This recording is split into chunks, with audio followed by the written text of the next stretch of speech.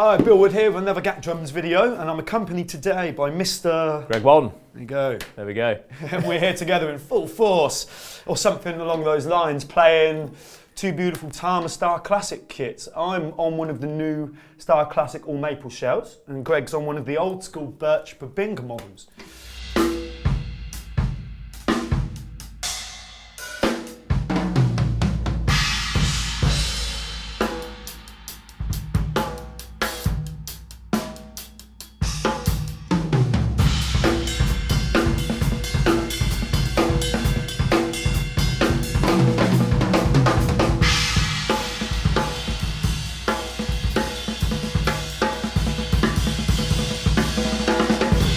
So I guess I'll say a little bit about my maple then, right? Yeah. So this is in the new red white oyster finish, which is gorgeous.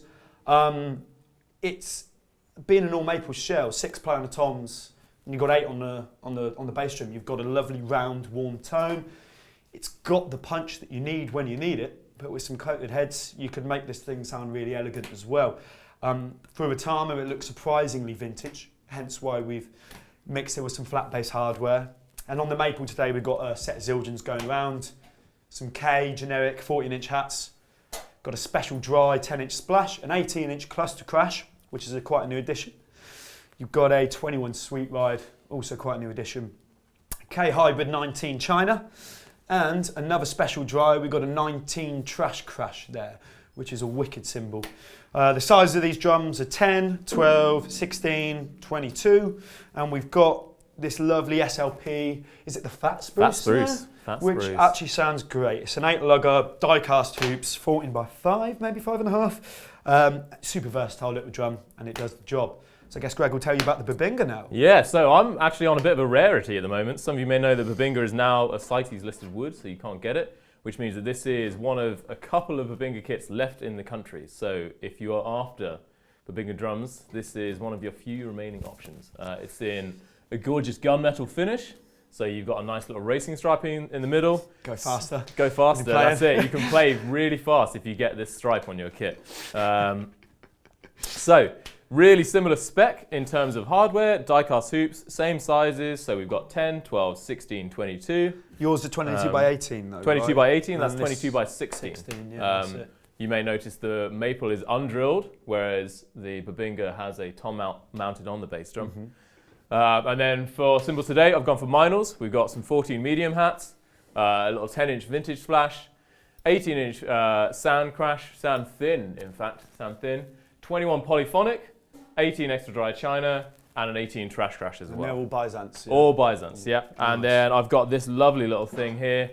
I have the Starphonic aluminium, which is gorgeous. This is easily one of my favorite drums that Tama make, and one of the favorite ones that we have in the shop. It is hugely versatile because it's aluminium, so you get a nice dry tone from it, but it's also got a lot of pop, a lot of crack should you need it.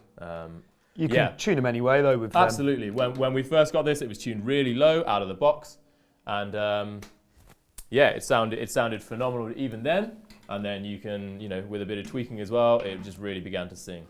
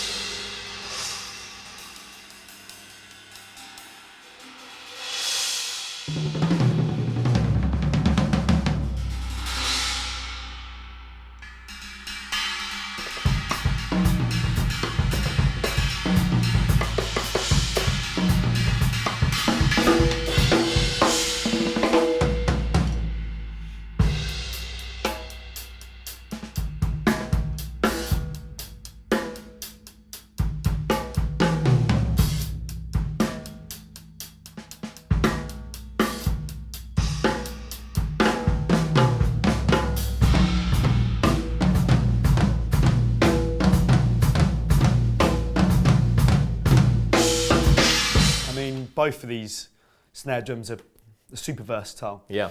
The aluminium's obviously a bit more of a classic shell material. Spruce is quite a bit different. But they all work super well in pretty much any style. As I say, if you were to put some coated thinner heads on this, tune it up a bit higher, you get a bit more of like a funk sound. The Bubinga, I guess, is a bit more limited in terms of its scope. You've got a lot more lows out. It's going to really pronounce the low end. You're going to get an awful lot of like body out of the toms as well, which is why it was, you know, such a desirable wood for a long time. Hence why there's none left, right? That's exactly it. That's it. But I mean, so that fat spruce drum as well. It's a very thick shell, isn't it? I think so. You get a lot of projection out of it as well. A lot of cut, a lot of focus. And obviously with the die cast, you get a good cross stack. That's it. As well, that's exactly it. Which is fantastic. Whereas the Starphonic aluminium has the sort of Tama's take on the single flange hoop, but with a little extra rim for the claws, so they don't end up getting in the way of your sticks, which I think is a really, really clever. And they've got the lugs on the hinges as well, haven't they? That's right. So I've got a Starphonic Bubinga snare at home, and it's the easiest drum to change the head on. Yeah. You just loosen the lugs, flip them off, take the whole head and hoop off, put the new one on, clip them back on. They think about everything, Tama, and everything they make is super very well engineered, yeah. Let us know what you think. As well as that, we're using a whole set of Shure mics across the board on here of varying degrees, mainly drum packs, but they're all Shure mics and they're all bloody fantastic. So easy to use, fantastic, reliable sound every time. Yeah. I mean, if you're just getting into recording drums, get one of these mic sets. Any one of them are fantastic. They're all really, really good and well-priced sets of mics. Do you want to swap over? Yeah. Yeah.